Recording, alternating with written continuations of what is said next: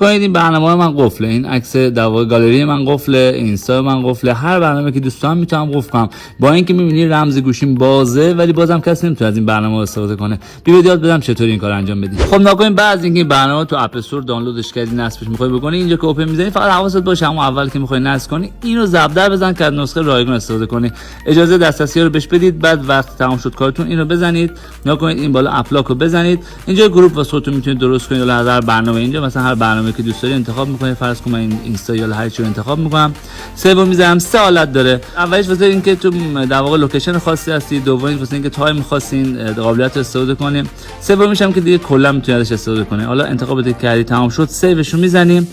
اینجا نکن، اینجا بلاک. اینو وقتی من اینجوری کنم قابل دسترسیه، اینجوری کنم دیگه کسی نمیتونه استفاده کنه. حالا خود این برنامه هم اگه میخوای براش قفل بذاری خیلی راحته. اینو که بزنید میتونید پین کد مورد علاقه خودتون رو بذارید. حالا احتیاج هم نیست پین کد اولیش بذارید که هر بدونن. اینجوری میتونید خود این برنامه هم قفل کنید کسی دسترسی نداشته باشه.